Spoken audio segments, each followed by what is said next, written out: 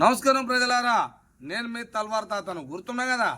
అయితే ఈ మునుగోడు మరి ఏం పాపం చేసుకుందో ఎట చేసుకుందో తెలుస్తలేదు. మరి మాకున్న ఆ అదృష్ట రేఖలు మంచివా చెడ్డయా తెలుస్తలే. మా రైతన్నలకి చెప్తున్నా నేను. మునుగోడు నియోజకవర్గంలో ఉన్న రైతన్నలకు రేఖలు మంచిగా ఉన్నాయా లేవా? మా బతికి ఇంతేనా? ఎందుకంటున్నా ఈ మాట అంటే, ఏ ఒడ్లు ఆన్యం ఉన్నాయి, ఏ మార్కెట్లు ఉన్నాయి, అవి పట్టలుగా ఇచ్చే ఉన్నాయి కానీ మనుషులు కూడా లేరు. ఎందుకు? చూసి చూసి చూసి చూసి ఎండబెట్టి కుప్పకొచ్చి లాస్ట్కు పట్టాలు కప్పి పత్త లేకుండా ఇంట్లో వంజరాలు ఎండలకు ఏం చేయమంటావు అయ్యా? వాళ్ళని పట్టించుకునే నాదుడు లేడు, ఒడ్డును కొనే నాదుడు లేడు. ఇక వాళ్ళదేంది, ఆ ఒడ్లు కొనేటోందో గవర్నమెంట్ ఎట చేయాలో వాళ్ళకి తెలిసే. అది ఏ టైంలో కొనాలి, రైతును ఎప్పుడు ఇబ్బంది పెడతా మంట లేసే అటికి పావుషేరు అమ్ముకుంటాడు.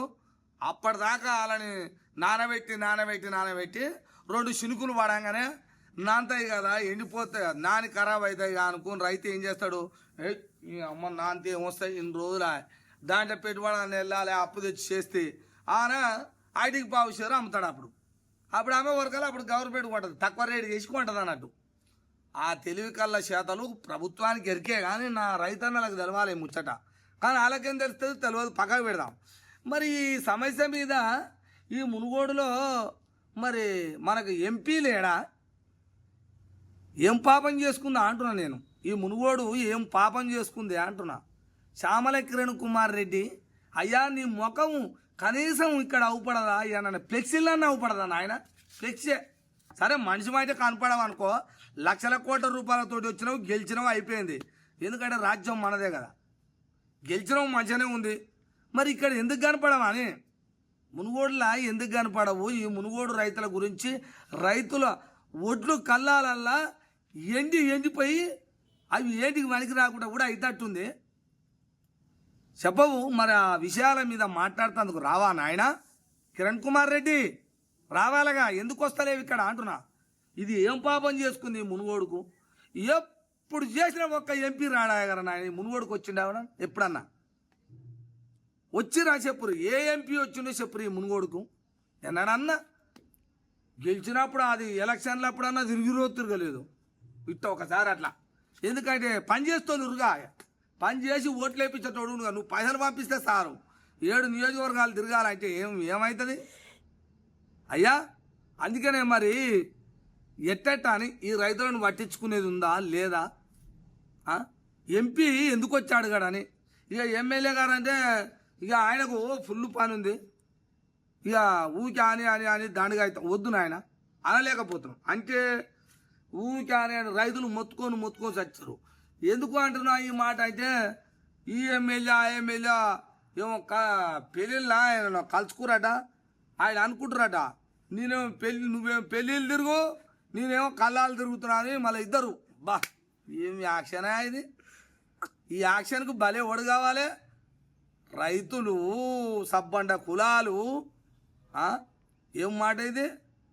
మళ్ళా ప్రెస్ మీట్లు పెట్టేమో తిట్టుకుంటారు. ఏం మాట్లాడతాం అని తిట్టుకుంటారు.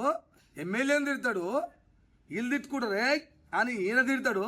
వీళ్ళిద్దరు ఎదురు పడంగానే మళ్ళీ సెకండ్ ఇచ్చుకొని నాకు ఎంత మంచిగా అనిపించింది. ఎప్పుడు గట్టి నుంచి అయిపోయి తిట్టుకునేది ఎందుకు మరి? తిట్టుకునేది ఎందుకు అని.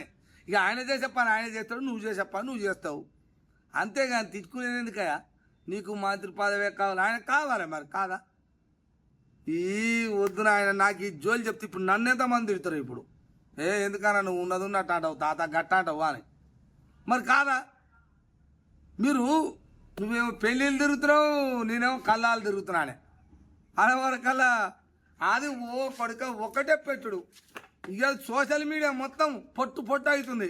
ఆయనలే చెప్దాం అనుకున్నా కానీ ఇక ఎందుకులే జర్రా ఇంకా చూస్తా 4 రోజులు ఒడ్లకు ఇంకా జర్ర ఎవరన్నా రైతు ఇప్పుడు ఇద్దరు కలుసుకురుగా.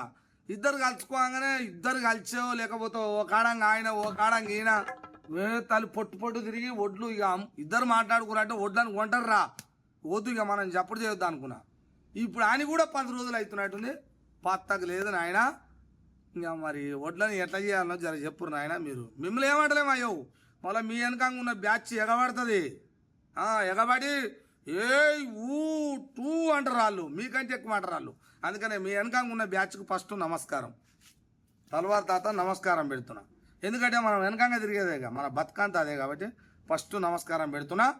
మీరు కోప్పడుతూ నా రైతుల బాధ కష్టాల గురించి చెప్తున్నా. నేను రైతులు ఎవరాళ్ళు, ఎవరు ఆ రైతులు, ఎవరు పంట పండించేవాడు ఎవరు, ఆ రైతన్న బాధ కష్టం. నీ ఇంట్లో మీ అయ్య రైతు అయితే నువ్వు ఆ మాటలానే ఉన్నాను, మీ బాబాయ్ మీ కక్కయ్యనో మీ పెద్దాయనో రైతు అయితే నన్ను ఆ మాటను. కానీ మీరు డబ్బా కొట్టే బ్యాచ్ కాబట్టి అంటే అనొచ్చు నన్ను.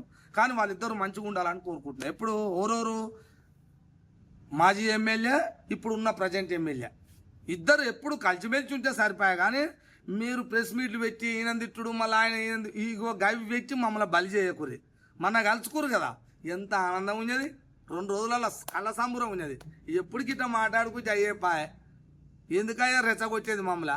మీ రాజ్యం కోసం మమ్మల్ని రెచ్చగొడతారు. రేపట ఈయన దిగాల మన ఆయన గెలవాలి, ఆయన దిగాలంటే ఈయన గెలవాలి. ఎవరు దిగినా మీరేగా. అందుకనే దండం పెడుతున్నాను. ఆయన నన్ను తప్పుగా అనుకోకూరే, మీరు ఏమైనా చేసుకోరు కానీ మా రైతుల బాధలు తీర్చాలని కోరుతున్నాను. ప్రజలారా ఇదే, నన్ను క్షమించుర్రి, క్షమించుర్రి ఏమన్నా అంటే.